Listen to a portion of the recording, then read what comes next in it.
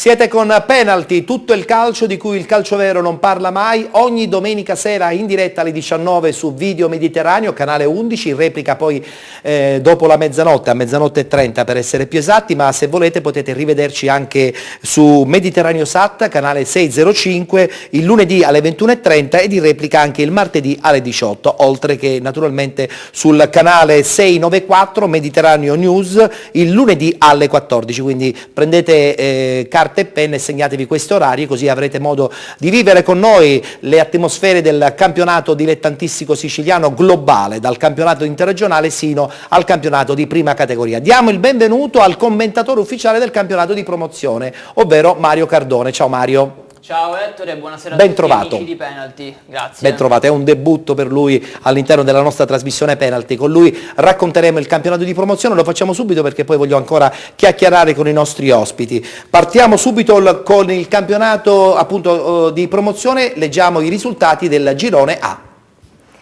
Audace Partinico Aragona 1-2, Libertas 2010 Borgata a Terrenove 2-1, Folgore Selinunte Castellammare 1-0, Città di Carini Casteltermini 1-1, Ligni Trapani Delfini Vergine Maria 3-1, Favignana Raffadali giocherà il 21 gennaio. 28 gennaio, scusate. Accademia Licata Salemi 4-1. Siculiana Sciacca 2-0. Come avete potuto notare, dato che il Raffadali non ha giocato questa domenica ma recupererà la partita con il Favignana giorno 28, la classifica rimane un po' in sospeso. La guardiamo insieme e poi la commentiamo insieme a Mario Cardone.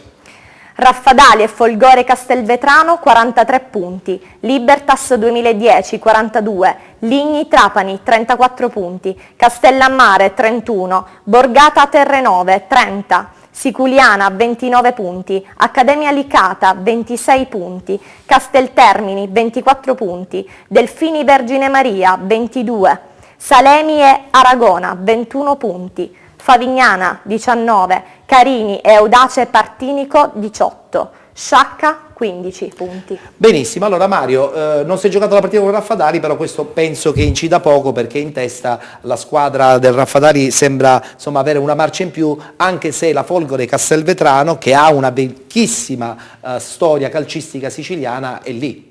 Vi riporto indietro di un pochino, 21 dicembre, non di molti anni, no, di pochi giorni in realtà, 21 dicembre 2014 si gioca Folgore Selinunte contro Raffadali, il giorno dopo il sito della Folgore titola Sterminati, 5-1 per la Folgore, il Raffadali viene umiliato da Pavone, D'Amico e compagni e a questo punto la rivalità diventa ancora più accesa, non solo c'è il primo posto in palio, ma c'è anche questa sconfitta da parte del Raffadali da vendicare sempre ovviamente sul campo. Si fa interessante la corsa con la Folgore che oggi ha battuto una squadra molto difficile, stiamo parlando del Castellammare. Cosa fa il Castellammare? Ci siamo chiesti inizio anno, 5 partite, 5 sconfitte, praticamente una squadra che era destinata a rimanere bassa, nelle ultime 10 neanche una sconfitta, 8 vittorie e 2 pareggi, perciò la Castellammare oggi era un avversario difficile da affrontare, battuto. Castellammare che è quinto, però ha più di 10 punti di distacco dall'eventuale seconda, perciò oggi non parteciperebbe per la regola, ricordiamo, ai playoff. Comunque onore al Castellammare che si è ripreso. Lotta a 2 per i primi 2 posti, poi abbiamo il Ligny che è risalito, così come la Libertas che sono pronte eventualmente a balzare in testa alla classifica. Vediamo 42 punti della Libertas appunto che ha portata. In basso è successa una cosa importante che voglio sottolineare: Audace Partinico 1-2 con l'Aragona, l'Aragona sorpassa l'Audace Partinico che quindi si ritrova invischiato nella lotta per non retrocedere, le ultime 2 retrocedono direttamente, le altre 4 giocano invece i play-out. Benissimo, perfetto. Dovete tenere presente anche una cosa importante, che il nostro Mario Cardone vive di statistiche, lui ha un suo quaderno, un quadernone, un block notes dove veramente ha la possibilità di scriversi tutto in maniera straordinaria. Lo scopriremo poi durante il corso di questa stagione. Allora, subito parliamo del girone B, sempre del campionato di promozione, guardiamo i risultati, poi la classifica e poi giustamente il commento di Mario Cardone. L'iniziativa Cus Palermo partita sospesa, Città di Mistretta, Cefalù partita rinviata, Real Calcio Città di Campofelice Roccella 0-2, Mamertina, Città di Sant'Agata Militello 1-2, Sant'Angiolese Merì 1-1, Ciappazzi Montemaggiore 3-0, Sinagra Rocca di Caprileone 1-1. Castelbuono Stefanese si sta giocando ancora, quindi non abbiamo il risultato completo. Guardiamo la classifica, in testa abbiamo questa squadra messinese di Rocca di Caprileone, ma dietro insomma c'è bagarra. Guardiamola insieme alla nostra Jessica. Rocca di Caprileone 44 punti, Castelbuono 42, Cuspalermo 38, Cefalù 36 punti, Mamertina e Mistretta e Merì 31 punti, Sant'Angiolese 30, Città di Sant'Agata e Militello 25 punti, Sinagra 24, L'Iniziativa 21 punti, Real Calcio 19,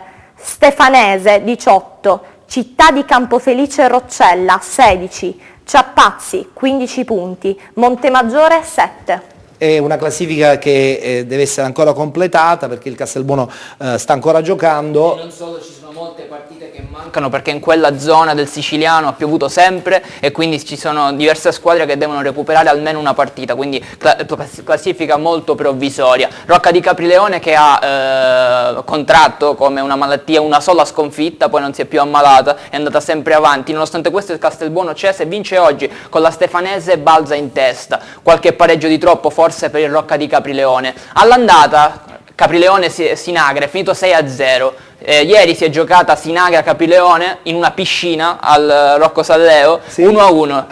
Hai visto? Insomma, le condizioni non erano buone per una squadra che è abituata a primeggiare come il Rocca di Caprileone. Un tiro da fuori di Cannavò, di Antonio Cannavò, è servito per racimolare quantomeno questo punto. Benissimo, io un'altra battuta la voglio fare con Luca, perché questo Rocca di Caprileone, a parte che l'anno scorso era in eccellenza, ha costruito veramente un progetto negli altri anni, hanno una bellissima struttura, un presidente abbastanza dinamitardo, ma molto voglioso e molto determinato. Io credo che il messinese rispetto a tanti altri gironi sia un girone interessante proprio perché c'è tanta voglia di lavorare e lavorare bene con dei progetti. Sì, c'è tanta voglia, ci sono a disposizione anche molti giocatori locali forti per la categoria, insomma credo ci rifacciamo al discorso del Presidente Marletta, quando una società progetta e programma sul serio poi alla lunga i risultati vengono e credo che quest'anno lo sta dimostrando. Anche perché tra l'altro insomma nel messinese, non avendo altre squadre al di fuori del Messina in Serie C2, vivono un pochettino, in Serie C più che C2, vivono anche di riflesso molto i dilettanti. Certo, sono molto seguiti, non avendo una squadra dei professionisti in Serie B, insomma una categoria alta, vivono molto. E poi hanno belle strutture. Io ho avuto modo di vedere alcune strutture, devo dire che nel messinese stanno veramente lavorando. Una battuta veloce anche con Renato Marletta, sei d'accordo nel dire che il Rocca di Caprileone è comunque una società che per la categoria può veramente essere paragonata ad una super società? Alla luce dei risultati sì, bisogna guardare i contenuti se malauguratamente dovesse esserci qualche risultato negativo, perché fin quando le cose vanno bene siamo tutti bravi, felici e contenti. Il problema delle squadre importanti, delle società importanti, è gestire al meglio i momenti o i periodi negativi. Ho capito, benissimo. Allora adesso passiamo alla girone C, come al solito abbiamo i risultati che vengono letti dalla nostra penaltina Jessica. Torregrotta Aci Sant'Antonio 0-0, Ionica Atletico Pedara 0-0, Città di Randazzo batte Aci San Filippo 3-1, Trecastagni Spadaforese 3-1, Città di San Filippo del Mela Promende 1-2, Real Aci batte San Gregorio 4-2, Randazzo Sporting Taormina 1-4, Pistunina Troina 0-1. Sembrerebbe una battaglia a due tra Trecastagni e Sporting Taormina. Guardiamo la classifica e poi parliamo di questo importantissimo girone che si divide tra Catania e Messina. Prego. Sporting Taormina 48 punti, Trecastagni 47, Promende e Troina 36, Pistunina 32 punti, Real Aci 31, Spadaforese Atletico Pedara 29 punti, Ionica 28, Aci Sant'Antonio Torregrotta 26 punti, Città di Randazzo 24, San Gregorio 22, Randazzo 11 punti, Aci di San Filippo del Mela, Aci San Filippo 9.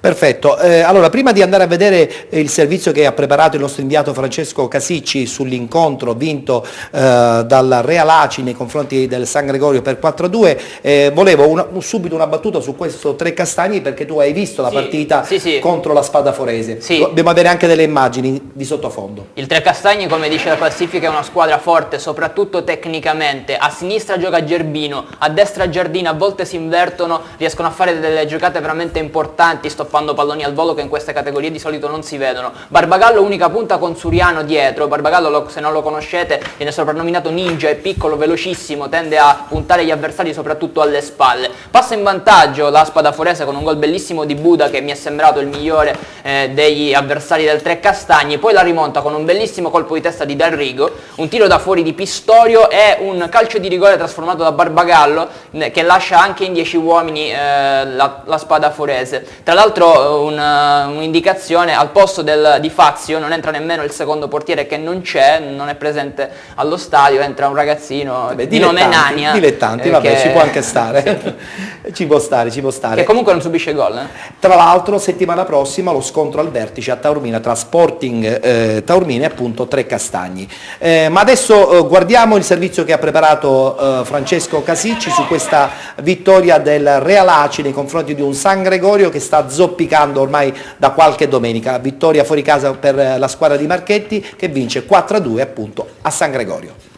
20ª giornata di campionato tra San Gregorio e Real Aci, la vittoria esterna per la squadra allenata da Nino Marchetti, che si impone al Comunale di San Gregorio con il punteggio di 4-2. Inizia forte la squadra in maglia granata, che al 10° minuto passa in vantaggio con la rete di Belluso, che approfitta di una dormita difensiva e un errore in fase di disimpegno del centrale difensivo Alessandro Fascetto. Il San Gregorio però comunque si scuote, non subisce la tensione dello svantaggio e pareggia al 15° minuto con la rete di Luca Bracciolano al 4º gol con la maglia del San Gregorio, che si aggiungono appunto agli 11 realizzati con la maglia del Trecastagni. La sponda di Fabio Salemi, il gol appunto del bomber giallo-blu. Una partita davvero senza soluzione di continuità, e il gol del Real Aci al 22° minuto su un calcio di punizione battuto, la deviazione di un giocatore giallo-blu e la pallone che va tra i piedi di Belluso, che calcia all'angolino destro della porta di Danilo Cacisi,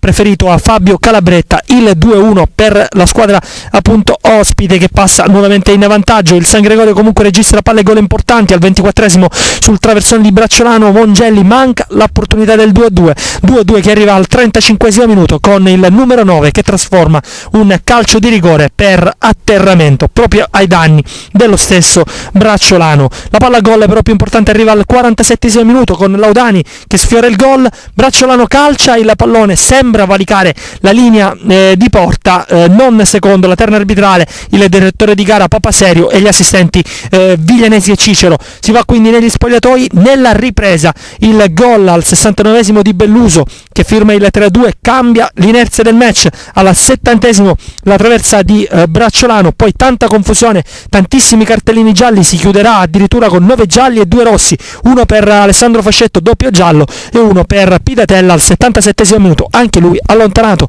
Al 94° minuto Rosario Di Prima firma il 4-2. E soprattutto 3 punti importanti per il Real Aci, che va a quota 28 punti in classifica, lasciando il San Gregorio al 12° posto, ancora a 22.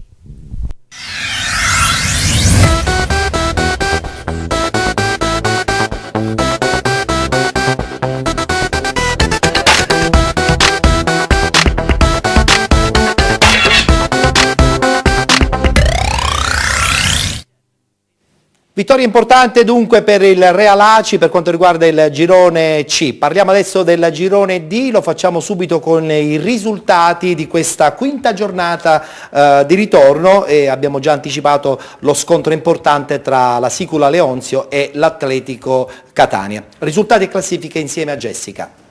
Sicula Leonzio, Atletico Catania 1-0.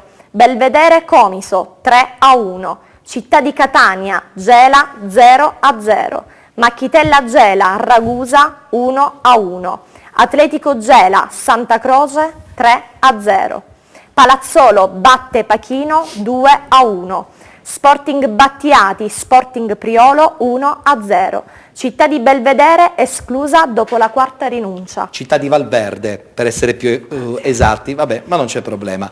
Prima di vedere la classifica, sottolineiamo che questa vittoria è stata molto importante per la squadra di Alderisi, perché tiene sotto questo Atletico Gela e il Gela, le due squadre che più di tutte insomma, cercano di raggiungere questa sospirata vittoria del campionato. Guardiamo la classifica e poi dopo parleremo nei dettagli.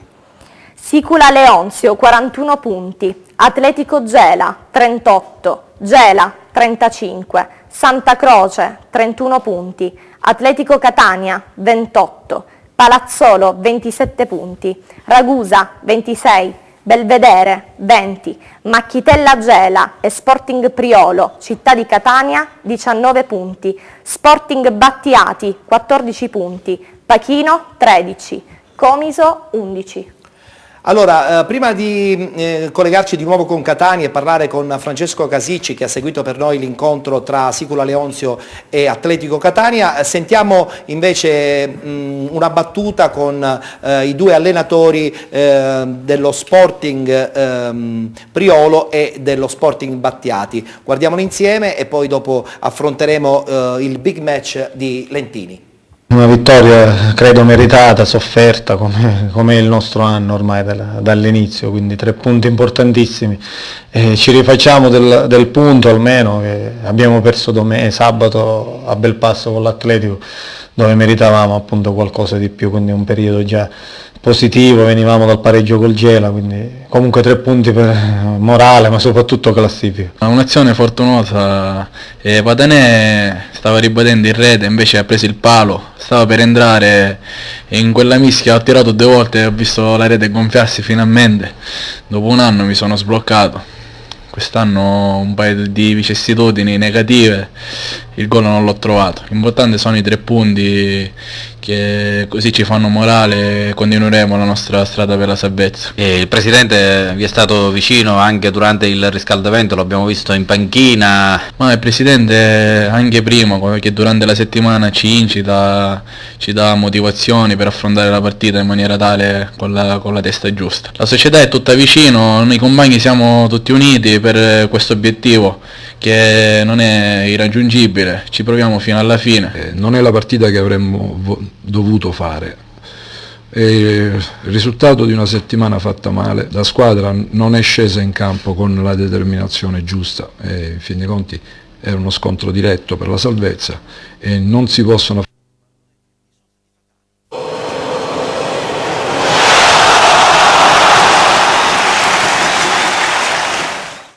Abbiamo avuto modo anche di sentire il gol, l'autore del gol, ovvero Giacone, dello Sporting Battiati. Allora, subito un punto della situazione con Mario e poi... Con quello che riguarda prima il Priolo e il Battiati, sì, visto che abbiamo sentito i protagonisti. Innanzitutto, particolarità di questo girone, 14 squadre, ne mancano 2, perciò le ultime 4 fanno lo scontro play-out, quindi la retrocessa uscirà da uno scontro, nessuna va sotto direttamente. E purtroppo il Battiati è in piena zona play-out, il Priolo sta lottando con qualche punto in più, 5 per la precisione.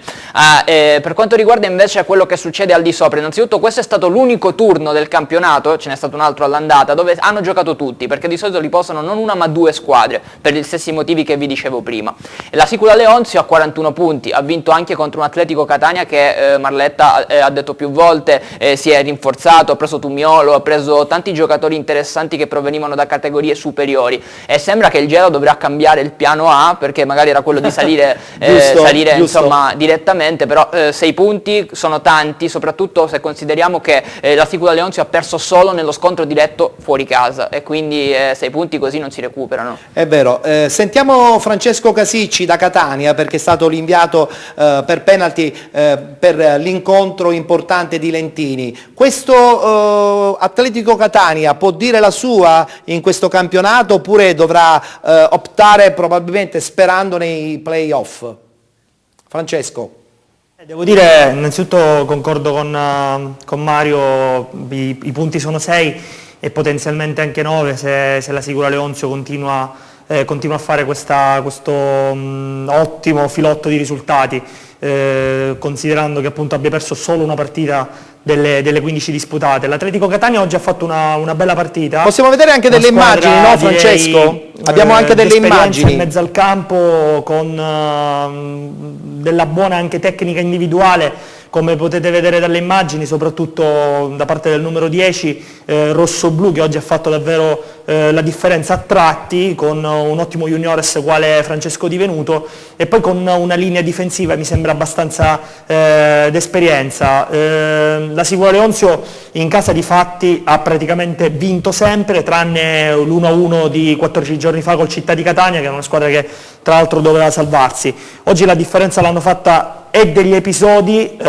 come in alcuni casi magari degli errori sotto porta. Giuseppe Carbonaro, potete vedere qui, diciamo che non è proprio uno che fa tantissimi errori sotto porta, 5 gol praticamente in 5 partite, qualche errore appunto dell'Atletico Catania anche negli ultimi metri, e poi soprattutto il gol di Lino Signorelli, che al 58esimo minuto ha messo il gol dei 3 punti in una partita che alle volte, ecco, se non sblocchi subito, spesso finisce 0-0. Credo che su questo anche il direttore Marletta sarà d'accordo. Vedete dalle immagini appunto una partita molto equilibrata, qui ancora Carbonaro che può beneficiare di una ottima palla gol, probabilmente la più importante per l'esperto numero 11, che litiga un po' col pallone, anche un po' con il Manterboso. Francesco, che dicevo, ha perso un poco di erba, di colore. Mi senti Francesco?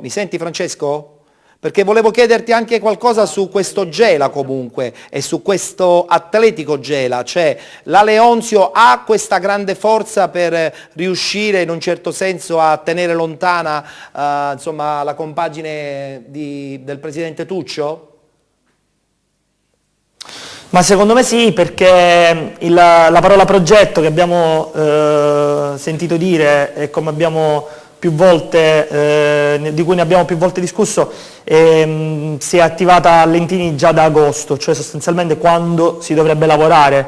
A Gela abbiamo visto un grande lavoro nel mese di gennaio. Noi sostanzialmente amanti del calcio, amanti del mercato, siamo felici che il Gela sia intervenuto copiosamente, però credo che forse in maniera non proprio tempestiva, quindi sicuramente il Gela sarà una delle papabili alla promozione, però forse probabilmente... Che ne pensa Renato Marletta? Sarà sicuramente... Cosa ne pensa Renato Marletta di questo tuo pensiero su questo Gela? Renato, mi senti? Intanto dico, a Lentini c'ho un pezzettino di cuore, così come all'Atletico ho fatto l'allenatore in seconda dai tempi della Serie C di Tabita.